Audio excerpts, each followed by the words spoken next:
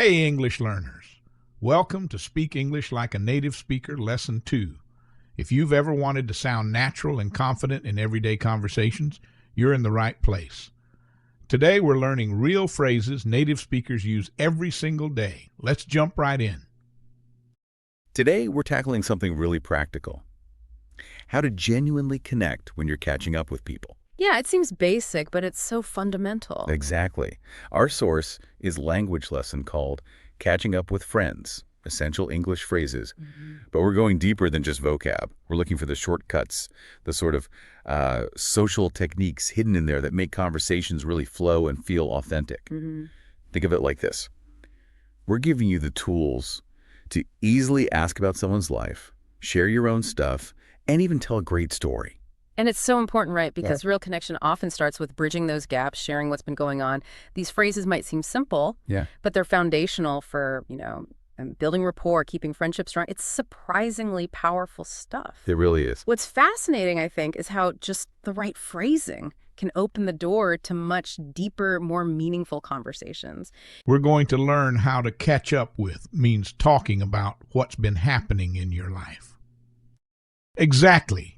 By the end of this lesson, you'll be able to ask about someone's life, share your own updates, and even tell a surprising story. Part 1, warm up, share something exciting. Let's warm up. What's something exciting from your week? Well, I actually tried a new restaurant downtown. The food was amazing. That's awesome. For me, I finally finished reading a book I've been working on for months. Nice! And for you listening, think about your week. What's something exciting you did? Say it out loud in English if you can.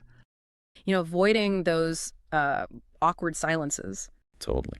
Okay, let's dive into our first bit. The art of catching up. It's more than just making small talk, isn't it? Definitely. Our source defines catching up pretty simply. Talking about what's been happening in your life. Straightforward. But how you do it, that's key. The lesson talks about a warm-up. Like starting with something exciting, even if it's small. Right, setting a positive tone. Yeah. Examples like, I tried that new restaurant downtown, or maybe I finally finished that book I was reading. Nothing huge, necessarily. Exactly. Yep. But it's personal, gives you an easy way in. So maybe for you listening right now, what's something kind of interesting you did this week? Just take a second. Think about it. Maybe even just, say it quietly. That little share. That's the start. And that warm-up is so crucial. If you think about the bigger picture, it's really about creating this welcoming space for sharing. It signals genuine interest from the get-go. It's not just information. It's about emotional connection, setting a comfortable mood for the whole chat. Yeah, it makes sense. It makes the other person feel like you actually want to talk to them. Precisely. And it raises an interesting point. How often do we just jump into the deep end without setting that personal stage first? Target phrases. Here are today's 3 target phrases. What's new with you? This is a casual way to ask about someone's life. It's like saying, tell me what's been happening. I've been keeping busy. This is a natural response when you've had a lot going on, even if nothing special happened. You won't believe what happened. This is how you introduce a surprising or interesting story. Let's repeat them together. What's new with you? I've been keeping busy. You won't believe what happened. Both together. What's new with you? I've been keeping busy. You won't believe what happened. These little phrases, these warm-ups, they help us slow down a bit to actually connect. Okay, so that leads us right into the main event. The 3 essential tools we found in the source.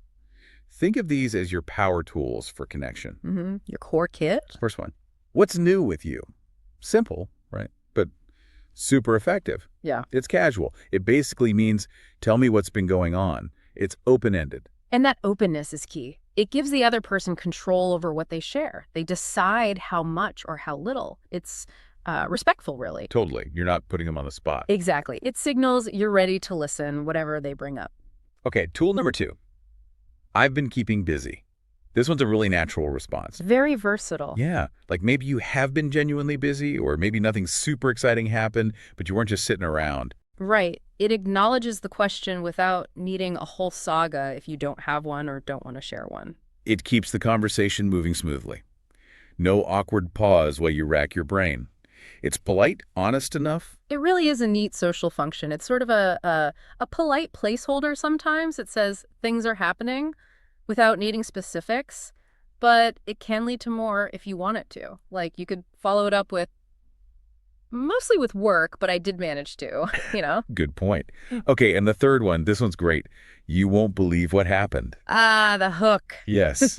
This is how you introduce something surprising or interesting, or maybe even a little dramatic. Yeah. It builds instant suspense. Instantly grabs attention. You're signaling, listen up, this is going to be good. Yeah. Well, it taps into that human love for stories. It really does. What's fascinating psychologically is how it creates that little curiosity gap.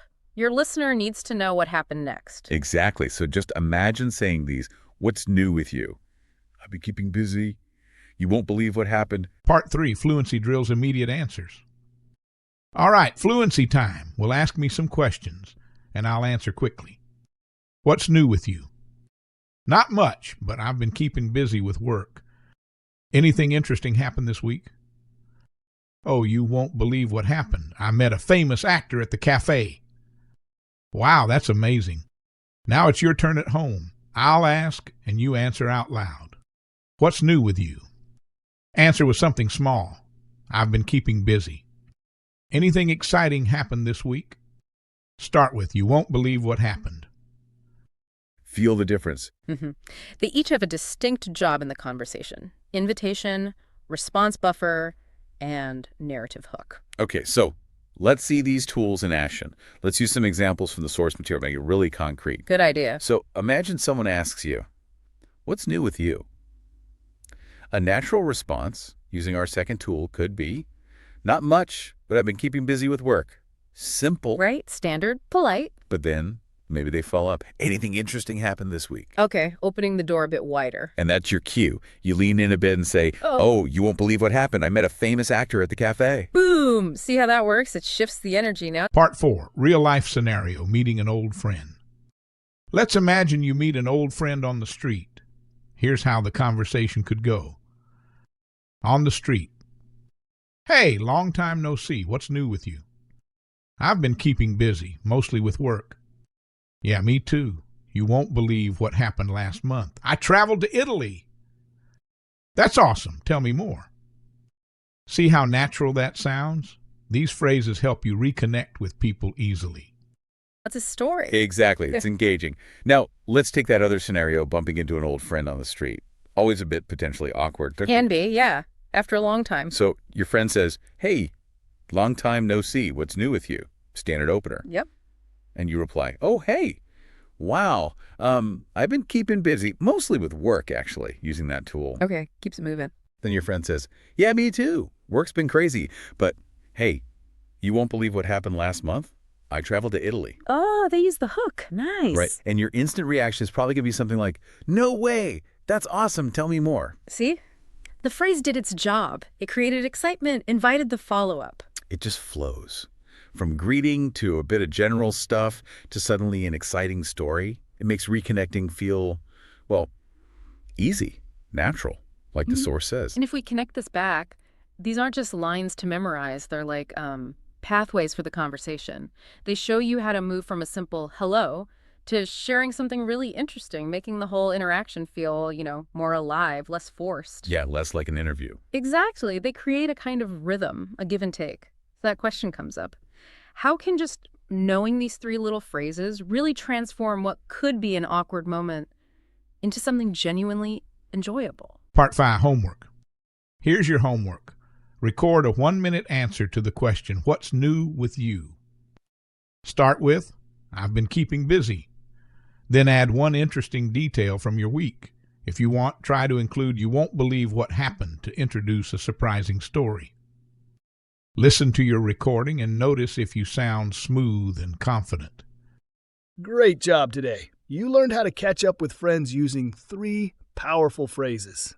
That's the power right there. Okay, so bringing this home for everyone listening, what does this actually mean for you, for your next chat? The practical takeaway. Well, the lesson had this great homework idea. We're framing it as a practice challenge for you. A good way to internalize it. Definitely. So here it is. Try recording yourself for just, say, 1 minute, answering the question, what's new with you? Use this structure.